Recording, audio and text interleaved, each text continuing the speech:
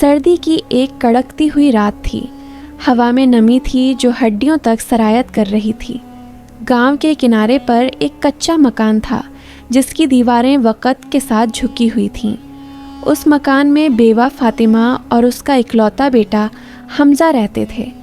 فاطمہ کے چہرے پر عمر سے پہلے آئی ہوئی جھریاں تھیں جن میں سے ہر ایک دردناک داستان سناتی تھی۔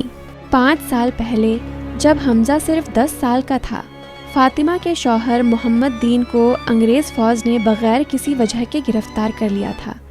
کہتے تھے کہ وہ انگریز حکومت کے خلاف بات کرتے تھے۔ پھر ایک دن خبر آئی کہ وہ جیل میں ہی انتقال کر گئے۔ فاطمہ کی دنیا اس دن تاریک ہو گئی۔ صرف حمزہ تھا جو اس کی تاریکی میں ایک چھوٹی سی روشنی بنا ہوا تھا۔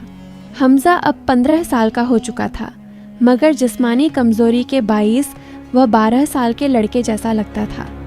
وہ گاؤں کے زمیندار لالا رام دیال کے یہاں کام کرتا تھا۔ سارا دن محنت مشقت کرتا، شام کو تھکا ہارا گھر لوٹتا اور فاطمہ کے ہاتھ کا بنایا ہوا سادہ کھانا کھاتا۔ ایک دن لالا رام دیال نے حمزہ سے کہا، کل سے تمہیں بڑے کھیت میں کام کرنا ہے۔ وہاں کا کام زیادہ مشکل ہے مگر تمہاری مزدوری بھی زیادہ ہوگی۔ حمزہ نے خوشی سے ہاں کر دی۔ اسے اپنی ماں کے لیے ایک نیا دوپٹہ خریدنا تھا جو اس کے پرانے دوپٹے میں پیوند پر پیوند لگ چکے تھے۔ اگلے دن صبح سویرے ہی حمزہ بڑے کھیت میں پہنچ گیا۔ کام بہت سخت تھا، زمین سخت تھی اور ہل چلانا مشکل۔ دوپہر تک وہ تھک کر چور ہو چکا تھا۔ اچانک اس کے ہاتھ سے ہل کا ہینڈل چھوٹ گیا اور ہل ایک بڑے پتھر سے ٹکرا کر ٹوٹ گیا۔ لالا رام دیال غصے سے چلاتے ہوئے آیا، او نالائقہ، تو نے میرا قیمتی ہل توڑ دیا۔ یہ ہل میرے والد صاحب کے زمانے کا ہے۔ حمزہ گھبرا گیا۔ معاف کر دیجئے لالا جی، میرے ہاتھ سے چھوٹ گیا۔ معافی؟ لالا نے طنز سے کہا، تم جیسے غریب بے وقوف لوگوں کو معافی آسان لگتی ہے۔ اب تمہیں اس ہل کی قیمت ادا کرنی ہوگی۔ لالا جی میں غریب ہوں، میرے پاس کچھ نہیں۔ تو پھر تم اگلے 6 مہینے مفت میں میرے یہاں کام کرو گے اور تمہاری ماں کو بھی میرے یہاں برتن دھونے آنا ہوگا۔ رات کو گھر پہنچ کر حمزہ نے سارا واقعہ فاطمہ کو سنایا۔ فاطمہ نے اپنے بیٹے کو سینے سے لگا لیا۔ بیٹا گھبراؤ مت، اللہ پر یقین رکھو، وہ مشکل وقت میں ہماری مدد ضرور کرے گا۔ مگر اگلے دن سے فاطمہ کو بھی لالا کے یہاں کام پر جانا پڑا۔ سارا دن کام کرنے کے بعد وہ شام کو تھک کر چور گھر لوٹتی۔ ایک دن وہ برتن دھوتے دھوتے چکر کھا کر گر گئی۔ لالا کی بیوی نے اسے ڈانٹا اور کہا کہ وہ نااہل ہے۔ ایک شام جب فاطمہ اور حمزہ دونوں تھکے ہارے گھر لوٹے تو دیکھا کہ ان کا مکان کی چھت سے پانی ٹپک رہا ہے۔ بارش نے ان کی جھونپڑی کو بھیگا دیا تھا۔ اندر کا سارا سامان تر ہو چکا تھا۔ فاطمہ کے پاس جو تھوڑی بہت بچت تھی وہ بھی کاغذ کے ایک پرانے لفافے میں رکھی ہوئی گیلی ہو کر خراب ہو گئی۔ فاطمہ نے لفافہ ہاتھ میں لیا۔ اس کے ہاتھ کانپ رہے تھے۔ یہ وہ پیسے تھے جو وہ حمزہ کی شادی کے لیے جمع کر رہی تھی۔ اب سب کچھ ختم ہو چکا تھا۔ وہ زمین پر بیٹھ گئی اور رونے لگی۔ حمزہ نے ماں کو روتے دیکھا تو اس کا دل ٹوٹ گیا۔ وہ باہر آیا اور آسمان کی طرف دیکھنے لگا۔ ستارے چمک رہے تھے مگر اس کی دنیا میں اندھیرا تھا۔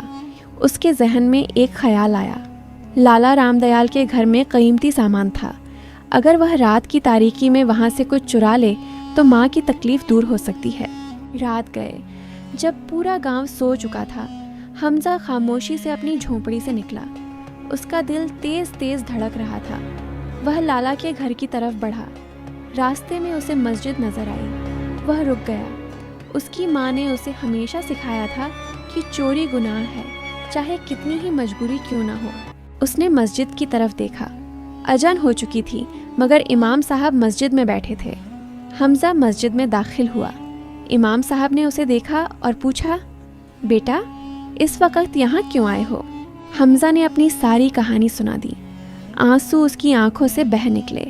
امام صاحب نے غور سے اس کی بات سنی، پھر کہا، بیٹا مشکل وقت میں انسان کے دل میں برے خیالات آتے ہیں، مگر یاد رکھو اللہ ہر حال میں تمہارے ساتھ ہے۔ تم نے چوری کا ارادہ چھوڑ دیا، یہ تمہاری کامیابی ہے۔ امام صاحب نے اپنی جیب سے کچھ پیسے نکالے اور حمزہ کو دیے، یہ لے لو، اپنی ماں کے لیے دوا لے آنا۔ حمزہ نے پیسے لینے سے انکار کر دیا۔ نہیں حضرت، آپ خود غریب ہیں، میں آپ کا پیسہ نہیں لے سکتا۔ امام صاحب مسکرائے، بیٹا جب ہم دوسروں کی مدد کرتے ہیں تو اللہ ہماری مدد کرتا ہے۔ حمزہ پیسے لے کر گھر آیا۔ فاطمہ اب بھی جاگ رہی تھی۔ حمزہ نے سارا واقعہ سنایا۔ فاطمہ کی آنکھوں میں آنسو آ گئے۔ میرے بیٹے، تم نے بہت اچھا کیا، اللہ نے تمہارا امتحان لیا اور تم پاس ہو گئے۔ اگلے دن جب حمزہ لالا کے کھیت میں کام کر رہا تھا تو اس نے زمین میں کچھ سخت چیز محسوس کی۔ اس نے ہاتھ سے مٹی ہٹائی تو ایک پرانا صندوق نظر آیا۔ صندوق کھولنے پر اس میں سونے کے سکے اور کچھ قیمتی پتھر تھے۔ لالا رام دیال یہ دیکھ کر بھاگا ہوا آیا۔ یہ میرا خزانہ ہے، میرے دادا نے اسے یہاں دفن کیا تھا۔ مگر گاؤں کے بزرگوں نے کہا کہ چونکہ یہ خزانہ حمزہ نے دریافت کیا ہے اس لیے اس کا بھی اس پر حق ہے۔ لالا مجبوراً خزانے کا ایک حصہ حمزہ کو دینے پر راضی ہو گیا۔ حمزہ اور فاطمہ کے پاس اب اتنا پیسہ تھا کہ وہ ایک اچھا مکان بنا سکتے تھے اور حمزہ کی شادی کر سکتے تھے۔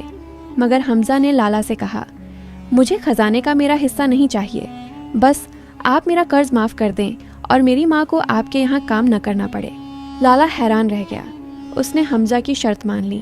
اس رات جب فاطمہ اور حمزہ اپنی جھونپڑی میں بیٹھے تھے، فاطمہ نے حمزہ سے پوچھا، بیٹا ہم غریب تھے، خزانہ ملا اور تم نے اسے کیوں ٹھکرا دیا؟ حمزہ نے مسکراتے ہوئے کہا، امی ہمیں صرف اتنے کی ضرورت تھی کہ ہماری عزت قائم رہے، ہم محنت سے کما سکیں۔ خزانے نے ہمیں آزاد کر دیا ہے، اب ہم اپنے چھوٹے سے کھیت میں کام کر کے گزارا کر لیں گے۔ فاطمہ نے اپنے بیٹے کو گلے لگا لیا۔ اس کی آنکھوں میں شکر کے آنسو تھے۔ 1 سال بعد حمزہ نے گاؤں کی ایک غریب لڑکی سے شادی کی۔ دونوں مل کر محنت کرتے اور فاطمہ اب صرف گھر کی دیکھ بھال کرتی۔ ایک دن شدید بارش ہوئی، پورا گاؤں پانی میں ڈوب گیا۔ لالا رام دیال کا بڑا مکان بھی پانی میں بہہ گیا۔ وہ اپنا سب کچھ کھو بیٹھا۔ جب پانی اترا تو لالا اور اس کا خاندان بے گھر ہو چکے تھے۔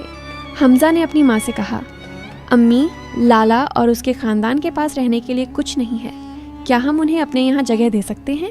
فاطمہ نے ہاں میں سر ہلایا۔ جب لالا رام دیال حمزہ کے گھر آیا تو شرمسار تھا۔ اس نے کہا، حمزہ میں نے تمہارے اور تمہاری ماں کے ساتھ بہت برا سلوک کیا، تم آج میری مدد کیوں کر رہے ہو؟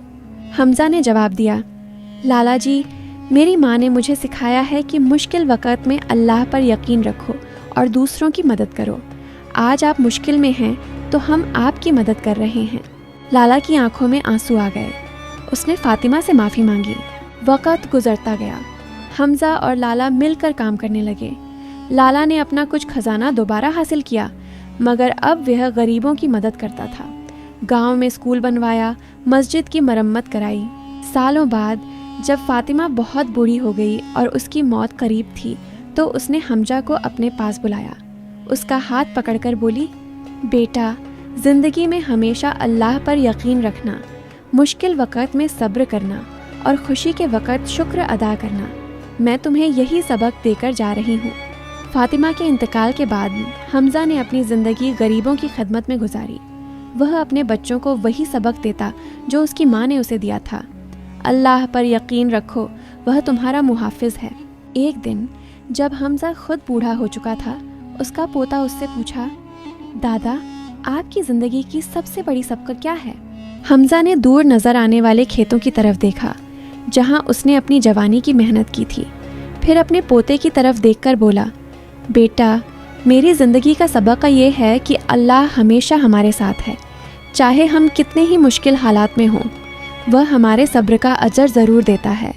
تمہاری پردادی نے مجھے یہی سکھایا تھا اور میں نے اسے اپنی زندگی میں سچ پایا۔ سورج ڈوب رہا تھا اور آسمان پر سرخ اور سنہری رنگ بکھرے ہوئے تھے۔ حمزہ کی آنکھوں میں اطمینان تھا۔ وہ جانتا تھا کہ اس کی زندگی کا سفر اس کے رب کے یقین کے بغیر ادھورا رہ جاتا۔ اس کے تمام دکھ، تمام درد اور تمام خوشیاں سب مل کر اسے ایک ہی سبق سکھا گئے تھے، اللہ پر یقین رکھو، وہ تمہارے ساتھ ہے۔ اور یہی یقین ہر مشکل کو آسان، ہر دکھ کو قابل برداشت اور ہر خوشی کو دو چند کر دیتا ہے۔